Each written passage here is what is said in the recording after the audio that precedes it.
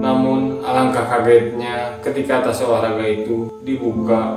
Di dalamnya terdapat mayat anak perempuan dengan kondisi mengenaskan, dengan mentimun dan terong yang didorong ke dalam alat kemaluan. Balik lagi bersama gua yang akan selalu membahas tentang kasus dan misteri. Share video ini kepada teman atau keluarga kalian yang suka dengan video-video kisah horor ataupun kasus-kasus mengerikan. Tanpa punya basa-basi, jangan skip videonya. Let's go.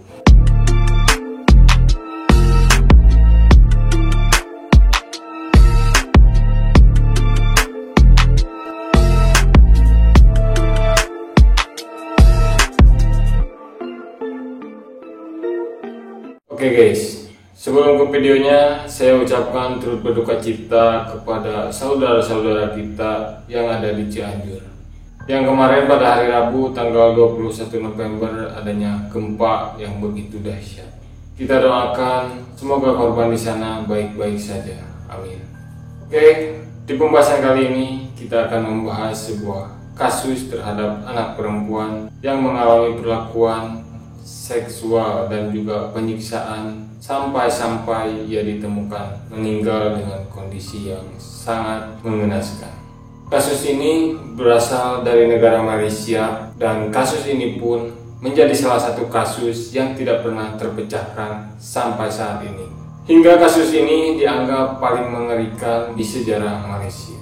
Bagaimana awal mula kasus ini bisa terjadi? Tunggu setelah pesan-pesan berikut ini. Anak perempuan itu yang bernama Nurin Jajlin Jajimin. Dia lahir pada 11 September 1999. Kenapa gua bilang anak ini anak kecil? Karena kejadian itu ketika Nurin ini sedang berumur 8 tahun. Nurin ini adalah anak kedua dari 3 bersaudara dan dia tinggal bersama kedua orang tuanya. Kasus mengerikan itu bermula pada tanggal 20 Agustus 2007. Nah, di dekat rumahnya Nurin ada sebuah pasar yang buka pada malam hari. Bisa disebut pasar itu pasar malam guys. Yang awalnya Nurin pergi ke pasar karena ingin membeli klip rambut. Dia pergi ke pasar itu sekitar jam setengah 9-an. Namun saat itu dia pergi tidak ditemani dengan ibunya, melainkan dia pergi sendirian ke pasar itu guys. Orang tuanya membenarkan bahwa Nurin pergi ke pasar malam yang dekat dengan rumahnya. Saking dekatnya ke pasar malam itu ke rumah Nurin, orang tuanya pun membiarkan Nurin pergi ke pasar sendirian. Bukannya tega atau apa ya, mungkin emang si orang tuanya Nurin ini tidak berpikiran kalau akan terjadi hal buruk pada anaknya. Karena dia pikirkan emang sangat dekat dengan rumahnya.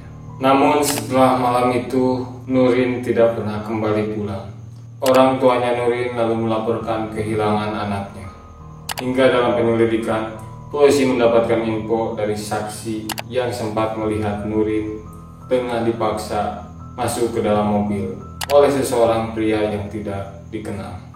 Kasus kehilangan Nurin ini pun disebarluaskan, namun tak kunjung ada hasil. Setelah 1 bulan kemudian, kasus kehilangan Nurin mulai terungkap. Pada tanggal 17 September di pagi hari di depan sebuah toko di Pantaling Utama, warga menemukan sebuah tas olahraga yang mencurigakan.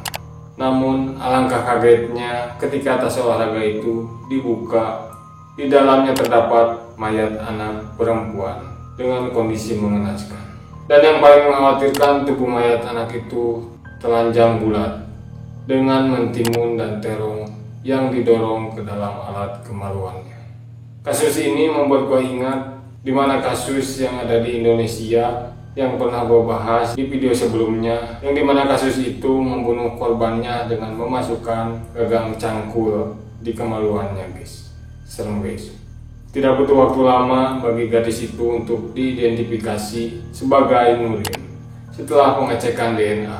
Namun awal ditemukannya, orang tua Nurin tidak percaya bahwa sosok anak perempuan muda kurus itu adalah anak mereka. Lalu polisi pun melakukan penyelidikan lebih lanjut terhadap kasus kejam itu. Setelah dilakukan otopsi, ternyata banyak luka lebam di tubuh korban. hingga ada bekas cekikan di lehernya.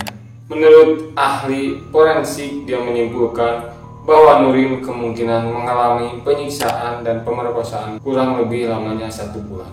Penyiksaan terhadap Nurin sangatlah kejam dan mungkin kalian akan menangis melihat foto asli Nurin saat ditemukan. Dan sayangnya gue tidak bisa nunjukin foto asli saat ditemukannya guys. Sampai-sampai pembunuh itu diberi gelar oleh media psikopat sadis. Kasus ini pun memicu kemarahan di seluruh negeri, terutama di Malaysia, hingga situs-situs dan di sosial media di Malaysia pada saat itu dipenuhi dengan kemarahan dan ketidakpercayaan sebagai reaksi atas kasus Nurin ini guys. Saat itu polisi agak sulit melacak sang pelaku, sampai-sampai kepolisian menyelidiki apakah orang tua Nurin yang lalai.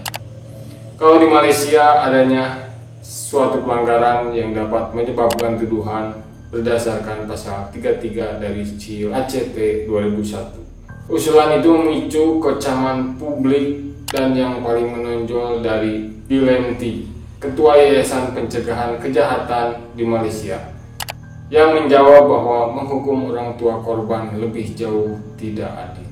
Dan pada tanggal 28 September, kepolisian menyerbu sebuah toko yang dicurigai ada kaitannya dengan kasus Nurin. Kepolisian menangkap 4 pria dan seorang wanita antara usia 27 sampai 35 tahun. Namun penangkapan itu berakhir dengan sia-sia karena kurangnya bukti kalau mereka yang melakukannya.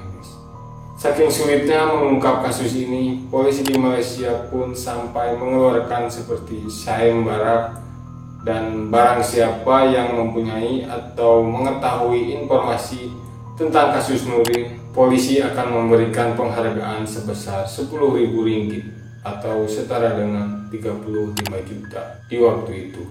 Nah, pada tanggal 11 Oktober, polisi merilis sebuah bukti baru dari rekaman CCTV di area di mana mayat Nurin ditemukan. Rekaman CCTV dikirim pada 26 September ke FBI untuk meningkatkan kejelasan gambar buram. Oke, kita tonton bareng guys, bagaimana si pelaku kejam itu membuang mayat Nurin. Oke, kita bisa lihat di sini ada sebuah motor.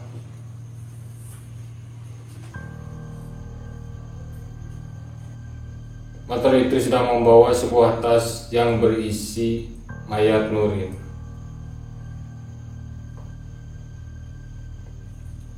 Di sini kita bisa lihat sang pelaku ini agak bingung, terlihat kebingungan. Mungkin bagaimana dia bisa, mungkin dia berpikir harus membuang tas itu kemana guys.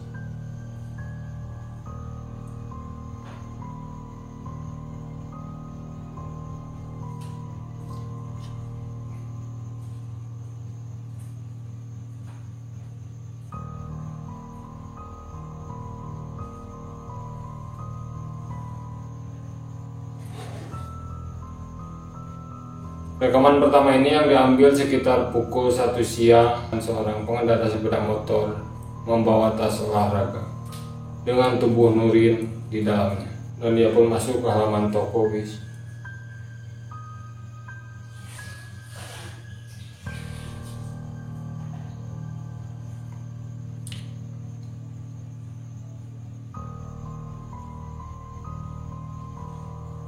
Dia balik lagi.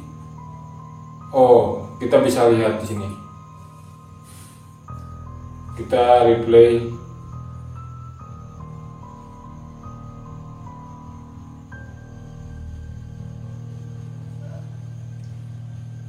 Oke, ini kita bisa lihat ketika dia membawa tas itu ke halaman toko guys.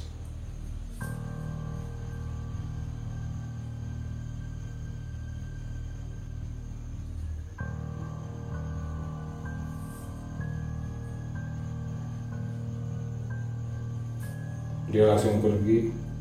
Rekaman kedua yang direkam 1 jam kemudian menunjukkan seorang wanita berkeliaran di sekitar ruko yang kemudian dijemput oleh 3 orang yang tiba di tempat kejadian.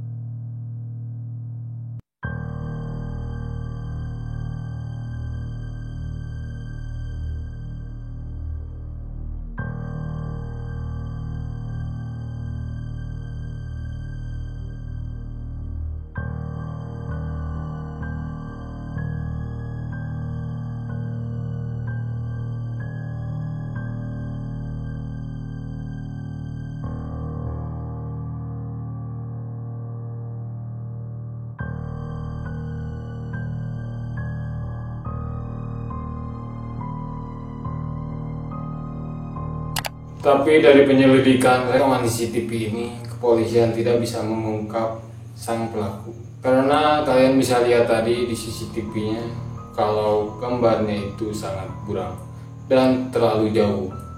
Dari bukti rekaman CCTV tadi, tak satupun orang-orang terakhir yang terekam mempedulikan tas yang ditinggalkan oleh sang pelaku. Kepolisian pun tak yakin kalau orang-orang terakhir yang ada di rekaman itu terlibat dalam kasus ini. Dan akhirnya kasus ini pun menjadi salah satu kasus yang tidak bisa dipecahkan sampai saat ini. Jadi bagaimana menurut kalian? Adakah pendapat tentang misteri kasus ini? Tulis di bawah.